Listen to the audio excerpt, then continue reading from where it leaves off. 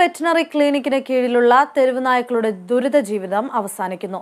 ചത്തുവീഴാറായ നിലയിൽ രോഗബാധിതരായ എല്ലാ നായ്ക്കളെയും അനിമൽ റെസ്ക്യൂ കൊച്ചിയുടെ കേന്ദ്രത്തിലേക്ക് മാറ്റി. കൊച്ചിയിലെ മൃഗസ്നേഹികളുടെ ഇടപെടലിനെ തുടർന്നാണ് നടപടി.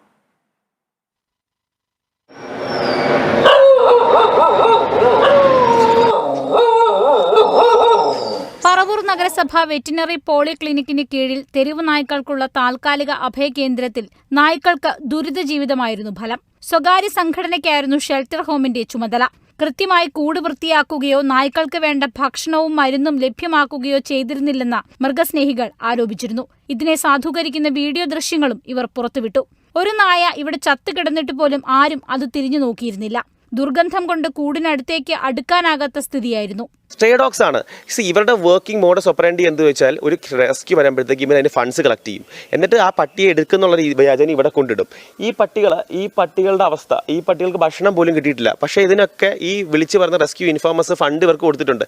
ഈ ഫണ്ടാണ് ഇവർ എംബസൽ ചെയ്യുന്നത്. അത് ഇത്രയും വർഷമായിട്ട് ഇവർ അതിലാണ് പുട്ടടിച്ച് ജീവിക്കുന്നത്. വിഷയത്തിൽ പരിസരവാസികളും നിരന്തരം പരാതികൾ നൽകിയിരുന്നു. എന്നാൽ ഒരു നടപടിയും ഉണ്ടായിരുന്നില്ല. തുടർന്നാണ് ആദർശ് അടക്കമുള്ള മൃഗസ്നേഹികളുടെ നേതൃത്വത്തിൽ വിഷയം ഏറ്റെടുത്തത്. നിലവിൽ ഇവിടുത്തെ മൃഗങ്ങൾക്ക് വിവിധ അസുഖങ്ങളുണ്ടെന്ന് ഡ്യൂട്ടി ഡോക്ടറും സമ്മതിക്കുന്നു. എന്നാൽ സ്വകാര്യ സംഘടനയുടെ കീഴിലുള്ള ഷെൽട്ടറിലെ കാര്യങ്ങളിൽ ഇടപെടാൻ ഇവർക്ക് സാധിച്ചിരുന്നില്ല. ഇത് ABC പറഞ്ഞ ആനിമൽ ബ്രീഡിംഗ് കൺട്രോൾ ഇതിനു വേണ്ടി 2016-17 ഇത് എസ്റ്റാബ്ലിഷ് ചെയ്തത്. അപ്പോൾ അതിൻ്റെ എന്താണ് പറഞ്ഞു കഴിഞ്ഞാൽ നമ്മൾ സർജറി കഴിഞ്ഞ് പോസ്റ്റ് ഓപ്പറേറ്റീവ് കെയറിന് വേണ്ടിയായിരുന്നു ഇത് ഷെഡ് ഉണ്ടാക്കിയത്. അപ്പോൾ ആ പദ്ധതി അവിടെ വെച്ച് പ്രോജക്റ്റ് നിന്ന് കഴിഞ്ഞപ്പോൾ ഇത് കഴിഞ്ഞിട്ട് മുനിസിപ്പാലിറ്റിയും അല്ലെങ്കിൽ ഇതേപോലത്തെ ഈ സംഘടന ആരാണ് നമുക്കൊന്നും അറിഞ്ഞുകൂടാ.